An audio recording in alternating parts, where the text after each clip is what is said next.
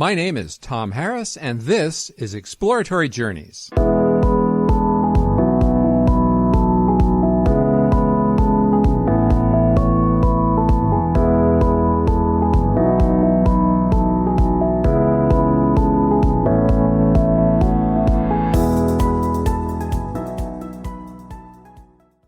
My guest today is Dr. John McLean from Melbourne, Australia. John actually did a PhD recently looking at temperature records, so it's going to be very interesting to hear what he has to say, not only about global temperatures, but any ideas he has about whether the Canadian temperature is very meaningful either. So welcome to the show, John. Oh, it's good to be here, Tom. Yeah, now can you tell our listening audience a little bit about you, such as where you grew up and what kind of a career you had and so on? Well, Tom, I grew up in central Victoria on a farm. And back in the 1970s, I remember it being very wet some years, very dry in other years. So I'm very aware that weather changes from year to year. I now live in Melbourne. I actually left the country to go to university and never went back. So I live in Melbourne, which is the state capital, of course. Oh, yeah. My background is in IT.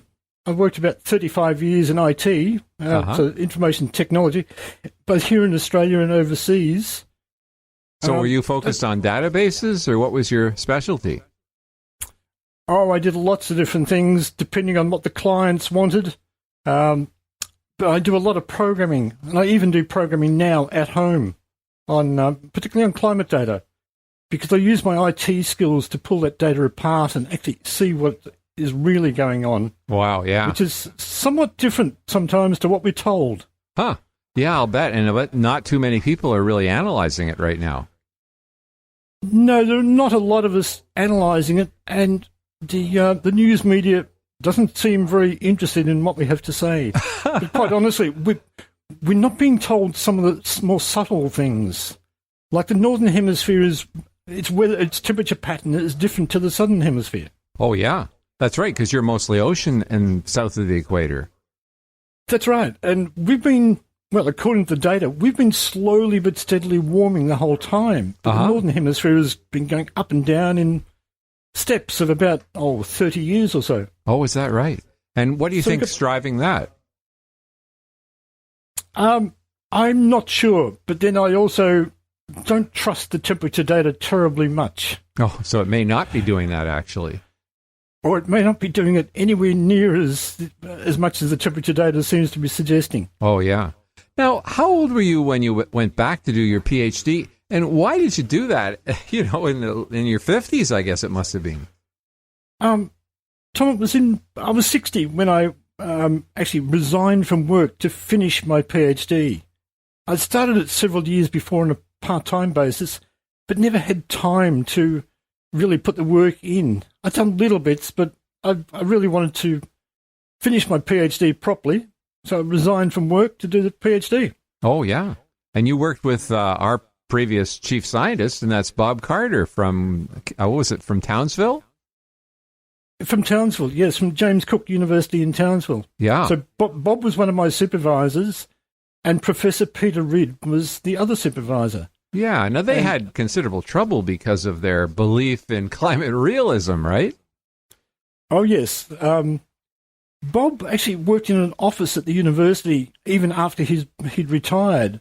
But one day the university took that away from him and took away his access to the library through which he was getting all the scientific journals. So he was not terribly happy about that. No, and was that because of his views on climate change? I don't know. I find it very difficult to decide what motivated somebody to do something. So I really cannot be certain. Yeah, it's better not to be, because you can't read people's minds. That's why we're careful not to attribute motive to people. We just simply say, oh, they did this. Now, what about Peter Ridd? I understand he had some troubles at the university too. Oh, Peter got sacked for raising questions about the quality of the research work of some other academics. Oh, is that right? He spoke out about it within the university first. It did nothing. He mentioned it without mentioning names in a book. published over here, and the university got terribly upset and fired him. Now, he's been appealing against that, and it's to go to the Australian High Court later this year. Oh, is that right? So it's a question of whether academics have the freedom of speech to actually say what they think. You'd think that was the place to do it in universities. It seems that certainly in Canada, the universities have become very politically correct. You know, you risk your job, you maybe even risk your life if you say some things. Now, can you tell us what the topic of your PhD thesis was? Well, the title of my thesis was an audit of the uncertainties in the main temperature data that the IPCC uses. Oh, yeah? It's called the HADCRUT data, HADCRUT. Oh, what does that stand for? It's the name is a combination of the Hadley Centre in the UK, which is part of the Met Office. It deals with temperatures at sea, and the Climatic Research Unit at the University of East Anglia, also in the UK. Right. It deals with the data from weather stations. Okay, and they combine them together, and you were looking at the uncertainties in that temperature anomaly data set. Oh, not just the uncertainties is, to put it mildly. There are a lot of problems with the data they used. It's just impossible to work out how accurate that data is. There are just so many variations and so many changes to it. Okay. And so tell us more when about you think there's about your thesis. I'm sorry, Tom? Tell us a little more about your thesis topic. Well, this is I looked at this temperature data because it's the main data set from the IPCC. So it's the basis of the whole claim about global warming. Uh-huh.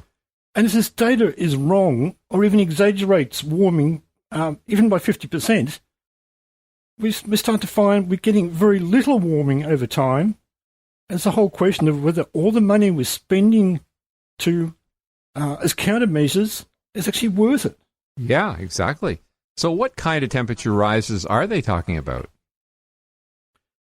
Well, since 1950, according to their data, the average global temperature has warmed about 1 degree. Oh, yeah, 1 degree. That doesn't sound like a climate emergency. 1 degree in 70 years. A big deal, eh? Oh, absolutely. It really is ridiculous. But as I said, if the true temperature trend, the true warming, is half of that, half a degree in 70 years... Yeah. And people call it a climate emergency. It's ridiculous. Yeah, and presumably a fraction of that is, even by their standards, known to be natural, so our contribution would be very small. Oh, absolutely. Yes. Uh-huh. Now, what impact Tom? What impact has your PhD thesis had, do you think? Well, it received some initial publicity. The Hadley Centre and the Climatic Research Unit in the UK said they would consider it, and then there was silence. Okay.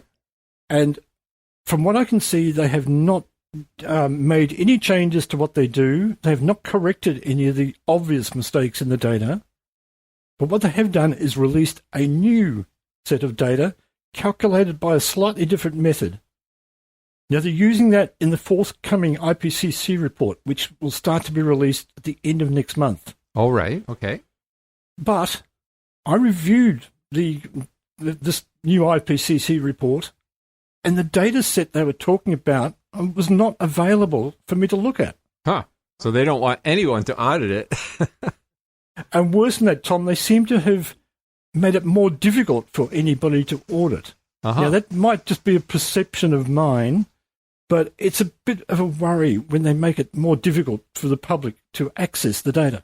So the response to your analysis was not to correct the data, but to make it more difficult to audit future data. Yes. They dug themselves further deeper into a trench to defend their position. Huh. Now, is there any kind of access to information that you can use in the UK to get the actual data? There are some websites, but the unpacking of the data is now quite difficult. Uh-huh.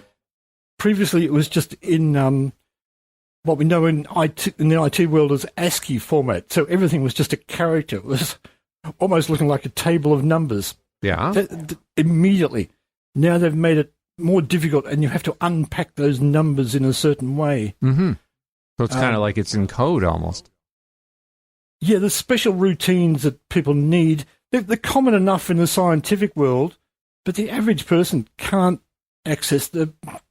easily access the data. Mm-hmm. It has to be processed before they can see it. So we're just supposed to trust them. Yes, unfortunately. Are there people in the UK that are getting after the government over this? I don't believe so, because the policies in the UK seem to be very solidly against any form of skepticism about what the data is saying, or even if the data is accurate. Yeah, it's interesting. When that kind of censorship occurs, it's enough to make anybody skeptical, because if it wasn't dubious or in some way sketchy, you'd think they would say, sure, here's the data, fill your boots. Well, Tom, this goes back to the days of with the CRU, the Climatic Research Unit people, when it was headed up by Phil Jones. And a researcher, actually one from here in Australia, wrote to Phil Jones and said, I'd like to have access to your data. I'd like to see the original data that you're working with. And Jones wrote back saying words to the effect of, why would we give you the data when all you want to do is find things wrong with it? Yeah. So, it does seem pretty incredible that this isn't a major issue. The left, the progressive so-called, used to be progressive. I mean, they used to think that questioning and tolerance of alternative points of view was actually normal. But it seems like they've gone in the opposite direction. Tom, these days, everything is about belief. Mm-hmm. Very few people look at the evidence. It's what they believe, which is usually a question of who they believe. Yeah. And your audit of the HADCRIT temperature data, you're saying that was the first that's been done in 25 years. Is that right?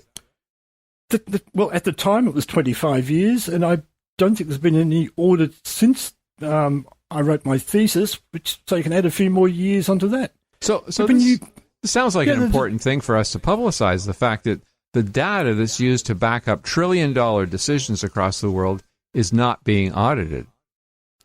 It's not checked. That's right, Tom. And we have situations like in Colombia, a certain weather station reported temperatures of the average temperature for the month was over 80 degrees. Huh. Is that possible? I mean, 80 degrees Celsius, you're saying? 80 degrees Celsius. They're on a different planet. And the data is obviously wrong. Uh-huh. The Climatic Research Unit hasn't corrected it. They haven't taken out that data. They haven't gone back to Colombia and said, this looks wrong, can you please correct it? Uh-huh. Now, that's an obvious example, but how many other cases are there right through the entire temperature record from all the weather stations around the world? And how much of the world is actually really covered properly? Off the top of my head, it's about 85% in total at the moment. This is the full data set. This is the land and the sea temperature data. It's around about 85%, and it's been that way for probably the last 20 years. Oh, yeah. Now, but so they compare it with temperatures 100 years ago. And what would it have been like then? Oh, perhaps 20%. So they really don't know what the temperature was 20 years ago over most of the planet, or 100 years ago. That's right. And Tom, back in between about 1860, 1870, that sort of time frame, most of the temperature data for the Northern Hemisphere came from Europe, the North Atlantic Ocean, and the east coast of the USA. That's about 14% of the Northern Hemisphere. And it accounted for up to 75% of all of the data for the Northern Hemisphere. Oh, yeah? Whoa. Now, on top of that, Europe was getting out of the Little Ice Age at the time. Yeah, exactly. So of course it was going to be cold. Huh. So if you were to guess, what do you think the real temperature rise has been in the last, say, 100 years? Or can you guess? It's very difficult to guess because it really would be a guess. We just don't have the data. Oh, yeah? Going back that far. I mean, it wasn't until 1949 that we started to get even